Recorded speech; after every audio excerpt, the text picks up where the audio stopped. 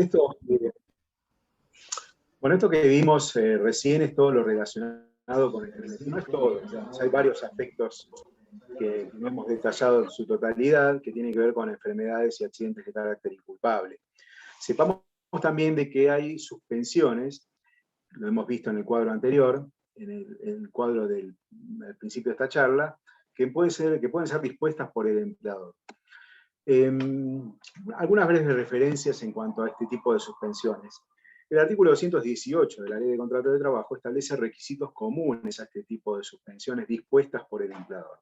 Todas estas tienen que tener una justa causa, es decir, un motivo que legitime la no dación de tareas y el no pago de salarios por parte del empleador, obviamente, pero también un plazo. Esto se vincula a una necesidad de certidumbre por parte del trabajador que debe conocer el plazo por el cual opera ese tipo de suspensión. Pero también esta comunicación debe ser efectuada por escrito. Y esto también se vincula a otra necesidad de certeza, ¿no? En cuanto a que el trabajador debe conocer justamente el motivo de la suspensión, no solamente el plazo, sino también el motivo, la justa causa esgrimida en la decisión del empleador. Además, en relación también esto con la pregunta que recién hizo el compañero, bueno, le da esto el carácter recepticio del acto, la comunicación efectuada de forma escrita, ¿no? Como lo sostiene y como lo prescribe el artículo 218 de la Ley de Contrato de Trabajo. Bueno, acá algunas referencias en cuanto a lo que tiene que ver con la justa causa, que vamos a pasar vamos a seguir porque no nos da el tiempo. Bueno, estas referencias también al tema de los plazos. Bueno, hay un máximo de plazos de 30 días para razones disciplinarias, por razones económicas de 30 días también, y por fuerza mayor de 75 días, todas estas en un año contado desde la última suspensión, ¿no? Desde la primera suspensión, en este caso tiene que haber un plazo, justamente máximo que debe respetarse, de 30 días o 75, que en su conjunto no pueden ser más de 90 días en el año. El modo de cómputo, bueno, en este caso son de días corridos. El trabajador, bueno, esto lo vamos a pasar por alto. Se puede suspender menos de una jornada. Bueno, la ley no establece plazos máximos, pero nada dice de plazos mínimos. Aparte, la Ley de Contrato de Trabajo dispone plazos de suspensión horaria. Bueno, puede ser, en todo caso, o en consecuencia, suspendido el trabajador por media jornada. Bueno, la ley no dice nada al respecto, y esto es posible justamente porque hay casos en los cuales la ley de contrato de trabajo también prevé diferentes supuestos de suspensión horaria, como por ejemplo el tema del preaviso, ¿no?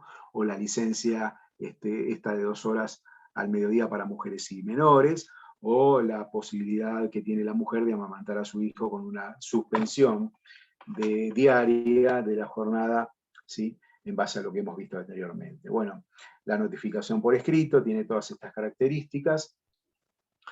Bien, medios electrónicos puede ser, es válida la suspensión efectuada por medios electrónicos, basta que reúnan los recaudos para considerar que opera válidamente este tipo de suspensiones, ¿no? De este tipo de comunicación, Profesor, mejor dicho. una pregunta. Sí. El aviso, el preaviso, digamos, por reducción de horario, la disminución, ¿cuánto sería? ¿Cuánto tiempo estimado tiene que ser, digamos? El trabajador tiene derecho a 2 horas por día de preaviso para la búsqueda de un nuevo empleo. Bueno, pueden ser acumuladas estas 2 horas diarias en una sola jornada al finalizar la semana, y tomarse ese día entero, por ejemplo, para buscar un nuevo empleo. Si esa es la pregunta que hacías. No, digamos, ¿cuánto es el preaviso que tiene el empleador de avisarle Bueno, esto a... lo vamos a ver más adelante cuando hablemos de extinción. Ah, Bueno, ok. de 30 días o de 2 meses, 60 días, Sí. según la antigüedad del trabajador. Ah, ok, O de eso 30 quería saber. Por el tema de la 30 antigüedad, días, digamos. o de 15 días si es menos de 3 meses, o sea que está en periodo de prueba. Bueno, el tema de la contemporaneidad es una exigencia como condición de validez. Una inacción por parte del empleador permite presumir la existencia de una conformidad por parte del empleador, ¿no? Y debe transcurrir también un lapso razonable desde el conocimiento por parte del empleador hasta la decisión que se adopte. El empleador puede conocer, por ejemplo, en una sanción disciplinaria, en una suspensión disciplinaria, la razón o la autoría, por ejemplo, o el hecho mismo después de un tiempo. Bueno, habrá que computar justamente ese tiempo. El trabajador puede aceptar, en todo caso, el exceso de plazo, pero puede también considerarse despedido si se ratifica ese exceso de los plazos, ¿no? Es decir, el empleador se excede en los plazos máximos. ¿Puede considerarse el trabajador despedido si se ratifica la suspensión? Esto determina, en todo caso, de que el trabajador deba intimar previamente al empleador a reducir el plazo máximo, el plazo fijado en la suspensión, porque se exceden los plazos máximos. Pero debe intimar previamente para considerarse luego despedido si no se accede a ese tipo de reclamo por parte del empleador. Y bueno, y dos diferentes supuestos de suspensiones decididas por el empleador que voy a rápidamente mostrarles. El que tiene que ver con las razones económicas, lo dijimos anteriormente, la utilidad de los contratos de trabajo por una razón de tipo económico pierde momentáneamente, es una excepción al principio de afinidad del riesgo empresario. Se requiere que existan circunstancias excepcionales e imprevistas, no imputables y ajenas al empleador. Sobre esto vamos a volver cuando hablemos de despido por razones económicas, porque además de la suspensión por razones económicas, está previsto también el despido por razones económicas. Las suspensiones por razones económicas conllevan un trámite, un requisito de tipo formal, a partir de justamente el año 1991, de la sanción de la Ley de Empleo.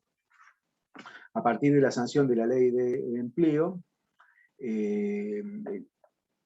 acá hay un error que mencioné anteriormente, el 247. El 247 habla de despido por razones económicas, ¿no? No de suspensiones por razones económicas, así que, bueno, corrijan esa mención del artículo 247 que debe hacerse o debe entenderse al capítulo 5 de la Ley de Contrato de Trabajo, que habla de la suspensión por causas económicas y disciplinarias.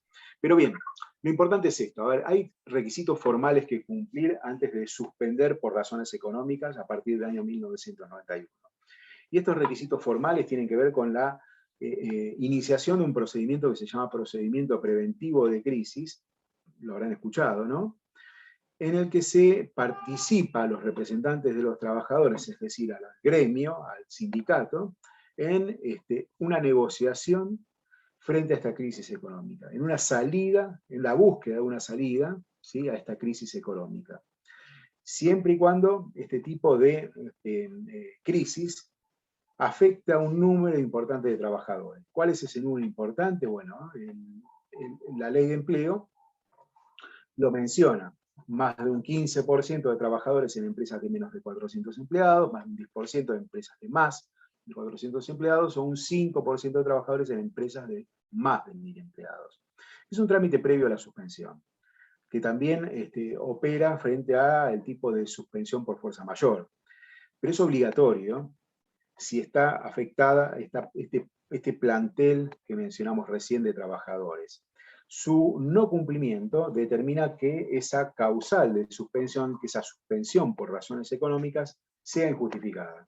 O sea, es un paso formal que deben cumplir los empleadores si la medida afecta a este plantel que detallamos recién. Este procedimiento de crisis determina que no puede haber despidos ni suspensiones hasta la finalización de ese procedimiento de tipo administrativo que se lleva a cabo en la sede o en el ámbito del Ministerio de Trabajo, de la Autoridad Administrativa de Trabajo. No pueden decretarse tampoco medidas de acción directa, huelgas, por ejemplo, por parte de los trabajadores, y la falta de acuerdo habilita una suspensión que de todas maneras necesita de una justa causa para que sea válida. Hay recaudos individuales que cumplir, y con esto termino. Un orden de antigüedad, comenzando con personal menos antiguo en la empresa, ¿no? Un orden que también tiene que ver con la existencia de cargas de familia dentro de los ingresados del mismo semestre. Se comienza con los que tienen menos cargas de familia.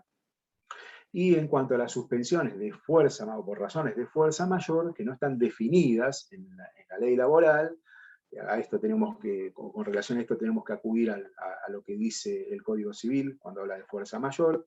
Sabemos que es un hecho ajeno, irresistible, que opera sobre el objeto y que imposibilita cumplir con la prestación. También tienen que decidirse en el marco de lo que sería un procedimiento preventivo de crisis, o transcurrido lo que sería la negociación vinculada al procedimiento preventivo de crisis que se debe obligatoriamente, al cual debe obligatoriamente acudir el empleador si está afectado un plantel dentro de su plantel laboral de más de estos porcentajes que mencionamos anteriormente. Bien, bueno, con esto terminamos. Si tienen, vuelvo con esto, una duda en concreto, bueno, me pueden plantear, me escriben, no, yo no, esto lo repito, no me manden un cuestionario de preguntas porque no las voy a contestar. Esto tiene que ser una duda en concreto sobre algún aspecto del cual hemos hablado que no ha quedado claro. Disculpe, profe. Tengo una duda. Vuelvo a activar mi cámara, que ando con problemas con la cámara. ¿Se escucha? Sí. Con lo que era la incapacidad parcial y permanente, Sí. ¿qué ejemplo se podría utilizar? Por ejemplo... Bueno, un accidente que ha incapacitado totalmente al trabajador para prestar su servicio y que se determine que esa incapacidad es superior al 66% de la total obrera. Acá no hay muchos ejemplos que dar. Es simplemente hacer referencia a ese porcentaje de incapacidad que dice que no es parcial, sino que es absoluto. ¿Sí? A eso, cualquier enfermedad o cualquier accidente puede, lamentablemente, determinar una incapacidad, ¿no? En el trabajador, en la salud del trabajador que lo afecte de una manera que es considerada de forma absoluta y que no le permita trabajar. Una consulta, cuando habla de suspensión por temas económicos, es por ejemplo cuando los automotrices bajan la producción y suspenden una cantidad de trabajadores, es por falta de venta, Efectivamente, y a la pregunta que hace el compañero le agrego esto. Se puede, y es habitual que se pacten salarios de suspensión, artículo 223 bis con los sindicatos. Esto no es obligatorio, pero los sindicatos suelen pactar salarios de suspensión que son prestaciones de tipo no remuneratorias porque no hay trabajo durante este periodo, para garantizar de alguna manera un ingreso al trabajador. ¿Podrías repetir el artículo, profesor, por favor? 223 bis. Gracias. 223 bis.